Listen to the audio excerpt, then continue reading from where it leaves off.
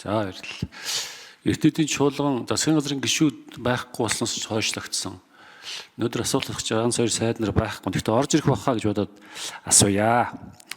За Наранбаяр сайд орж ирэх байх гэж бодож байна. Тэгээд орж ирэхээр нь хариултаа авъя гэж бодож байгаа. Энэ гүйцэтгэл үзсэн чинь 2024 онд сургуулийн орчмын гэмт хэрэг 1675-аар нэмэгдсэн гэсэн тийм сэтгэл зовнилсан асуудал харагдлаа. Зөвхөн 2004 онд 1675-аар нэмэгдэжээ гэж гэмт хэрэг сургуулийн орчны. За энийг юу судалж үзсэн болов? Хүүхдүүд нь ямар гэмт хэрэг хийгээд байна? Энэ дэр одоо улс орлын сайд судалгаа шинжилгээ хийж үзсэн гэж энийг нэгт хариулж өгөөч. Хоёрт нь Монгол улс байгаль орчны индексээр дэлхийн 180 орноос 177 дугаар байрт жагсаж сүүлээсээ 3-т орлоо гэж ийм мэдээлэл гарсан байна. Тэг мэдээж одон төвийн сайттай хамаагүй л баг. Энэ юунаас болоод манайх ингэж ямар дүгнэлтэнд ороод ямар одоо критерий тавиад ингэж Монгол улс хамгийн адгийн байранд явж идэм бэ? Энийг одоо та салбарын сайдын хувьд бас судал шинжилж юм байна уу? Хариулж өгөөч гэж. За 3-дугаарт эрчим хүчний сайдаас асуух гэсэн юм аа. Бас байхгүй байна. Зүгээр энэ бол ард түмэнд хаалгадах байгаа ч юм уу оноо авах гэж байгаа асуулт биш. Сая бол манай ард түмэн маань эрчим хүчний үнийн өсөлтийг бол өстой нэг шүдээ зугаад тэсэд гарсан. Одоо 5 сарын 1-ээс дулааны үн нэмэгдэж байгаа. Тэгээ эрчим хүчний яам ер нь энэ өмнөх үнийн өсөлтөн дээр нөлөөллийн судалгаа энэ төр хийж үзсэн үү?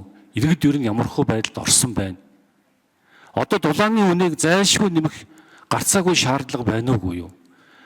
Эрчим хүчнийхээ үнийг захиргааныхаа үнийг арай хийж тесч гарсан хүмүүс дулааны үнийн өсөлтийг тесч чадах болов юу гэж бодож байгаа юм бол энэ дөр бол нэг тийм одоо хүн амтнд таалагдсан зүйл биш шүү. Одоо иргэдтэй уулзаад явж байхад л хамгийн түрүүнд асууж байгаа юм нь эрчим хүчнийг асууж байгаа. Энэ захиргааны үн чи бид дийлэхгүй байна л гэж байгаа. Одоо дулааны үн нэмэгдэж, улсны үн нэмэгдэж байгаа. За энэ дөр ямар судалгаа шинжилгээ хийж үзсэн юм болоо гэж. За дөрөвдүгürt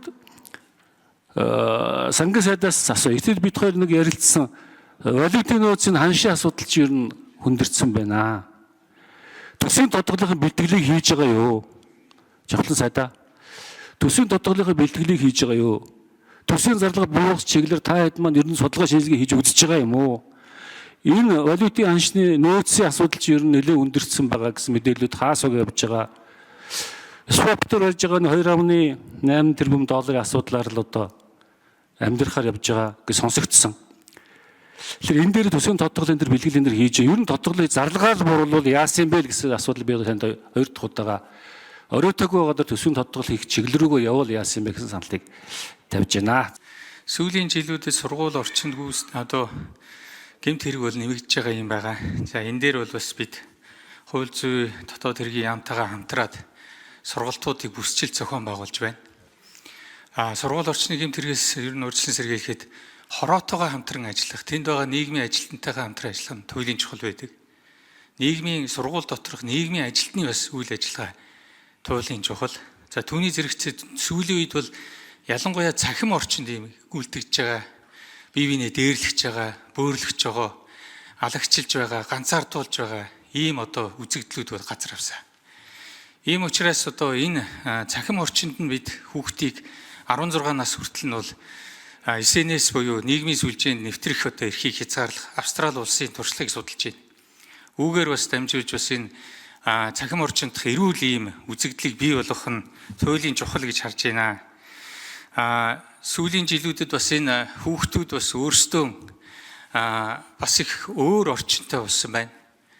Та бүхэн анзаарсан бол одоо зээд үеийнхний хоорондын яриаг бол ингээд бичилцэж байгаа одоо ингээд бичсэн зүйлийг нэдэр ингээд харах юм бол бараг 50% нь ойлгохгүй ийм одоо өөр болж байгаа шүү дээ. Тэгэхээр эдгээр ийм хүүхдүүдийн сэтгхүй таарсан одоо ийм үйл ажиллагааг явуулж тэдэнд хүрэх нь их чухал байна гэж харж байгаа. Мөн одоо сургуулийн орчинд ингэж гэмт хэрэгтэй дэмжихэд бол энэ эцгийн оролцоо их туйлын чухал байдаг.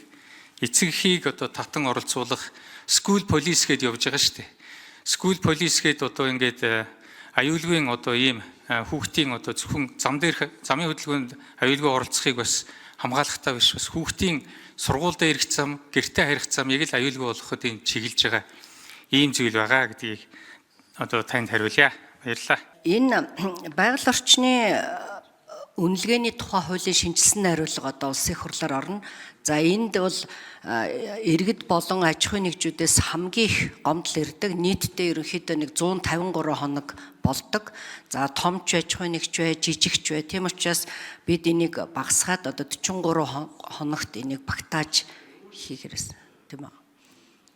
Энэ нөгөө олон улсын үнэлгээгээр 180 орноос сүүлээс 3 дугаар байранд орсон байна гэдэг асуудлыг хөндөж алдар жавхлан гишүүн асууж илээ. За энэ дээр яг алдар жавхлан гишүүн тодруулж асуухтаа асууж. За сангийн сайд Болдын жавхлан хариулт өгье. За алдар жавхлан гишүүний асуултанд хариулъя. За тэр зардлын асуудал дээр бол бид бүгдээрээ л одоо нэг шугам дээр байгаа гэж ойлгож байгаа. За тийм ч учраас бид ер нь бол бүтээн байгуулалтуудаа ер нь ирэмблээд ер нь дийлэнхийн төсөв дээрээс хийж дийлдгийг бол ер нь хойш нь тавьчихсан шүү дээ.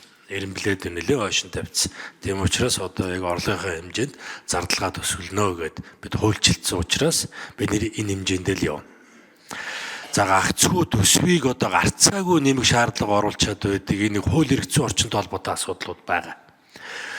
Өмнөх жил төсөв батлахад бид энийг одоо танилцуулга оруулж ирээ. За төсвөөс бол шууд зардал нэмэгдээд байгаа асуудлуудыг их хурл дээр эргэж харьяа гэд ажлын хэсэг байгуулагдаад энэ дээр одоо маш сайн ажиллаж байгаа. За тун удахгүй их хурлаар одоо энэ асуудал орж ирээд хилцэгдээд явна. За энэ дээр харин та бүхэн маань их сайн хамтарч ажиллаж энэ зардлуудаа харин хэмнээд их тодорхой болгочих юм бол ер нь баггүй хэмжээгээр зардал хасагдана.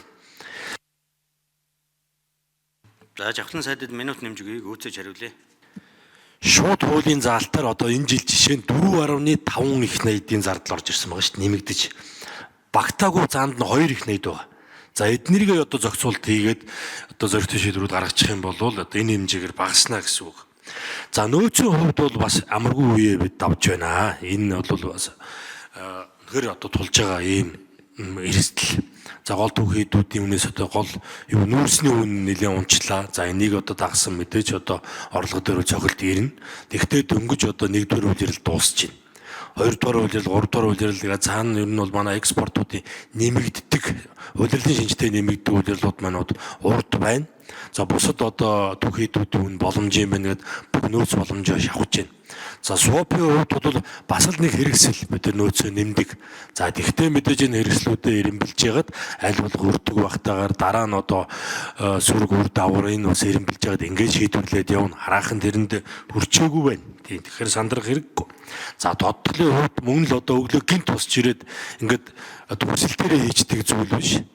Одоо хуулиараа энэ чинь нөхцөл байдал маш тодорхой заасан байгаа. Ийм нөхцөл үүссэн үед засгийн газар тодтол одоо өргөн барина гэд. За тэрэндээ хараахан бас хүрээгүй байна.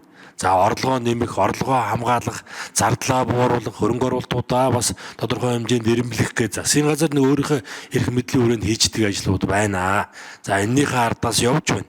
За энэ дээр одоо өндөр ачаал бүгд өгөөд ажлын хэсэг байгуулагдаад бас ихний үр дүнгууд гарч байна. Юугүй бүр одоо хүнд байдалд орчоогүй байна. Бас энэ ийм зүйлүүд байна. Тэгээд одоо засгийн газар болгон дээр бид нар асуудлаа яриа. Засгийн газар болгоны дараа олон нийтэд энэ одоо экспорттой холбоотой манай нөөцтэй холбоотой мэдээллүүдийг одоо танилцуулаад явж байгаа. Ямар ч үсэн нөөц бол төв банкнаас мэдээлж байгаагаар олон улсад барьдаг эсэнд алдар жавхлан гишүүний асуултанд хариулъя. Дулааны үн 5 сарын 16-ны өдрөөс нэмэгдэх ёстой байсан ийм шийдвэрийг эрчим хүчний зохицуулах орон дээр гаргацсан байсан. Гэтэл сая одоогоос нэг 2-7 хоног 3-7 хоногийн өмнө засгийн газар дээр шийдвэр гараад энэ дулааны үн болон бусад хураамжуудыг нэмэх асуудлыг унд дуустал хойшлуулаа гэдэг ийм шийдвэр гарсан байна. Гол шалтгаан бол энэ Монгол банк статистик эрхийн газраас инфляцийн түвшин 2 оронтой доонд орчих гээд байгаа учраас энэ шийдвэрүүдийг он дуустал ямарч байсан хойшлуулах ийм шийдвэр гарсан байна. Болсон уу? За жокей алдар жавхлан гишүүн тодруулжсэн. Гэг юу гэж тэгэвдээ. За Наранбаяр сайд та миний асуулт юусэн ойлгоогүй байна. Энэ сургууль орчмын гэмт хэрэг 1675-аар нэмэгдсэн гинэ. Өнгөрсөн жилийнхээс өмнөх жилийнхээс шүү. Тэг ямар төрлийн гэмт хэрэг нэмэгдсэн болоо? Энийг танаа яам энэ төр судалж үзсэн юм уу? Үзээгүй бол үзээч ээ. 1675-аар нэмэгдэнэ гэдэг чинь Эсвэл нэг өдөр мансууруулах бодисны гэмт хэрэг яваад байна уу? Юу яваад байна? Энийг бас та боловсролын сайдын хувьд өөрөө боловсролын сайд олон жил ажиллаж исэн хүн судалж үзээч ээ. Ойлгоогүй бол. За байгаль орчны сайд бол олон улсын хуралтай гамбай тэрийг ойлголоо. Дараа нь бас тусдан тодорхойлцгаая. За энэ нарийн тоон бол одоогор надад алга байна. Гэхдээ дээрлэлттэй холбоотой за мөн одоо бусдын зүйлийг зөвшөөрлгүй авах ч гэдэг юм уу, иймэрхүү хэрэгүүд бол ихсэж байгаа гэдгийг бол мэдж байгаа. За сүүлийн жилүүдэд бас энэ болохгүй зүйл үнэрлэх, за мөн одоо мансууруулах төрлийн бодис хэрэглэх гэх мэт ийм асуудлууд бол залуужаад байгаа нь бол туйлын харамсалтай. Энэ чиглэлээр бид бас соён гээгэрүүлэх ажлыг хамтран хэрэгжүүлж байгаа. Баярлалаа.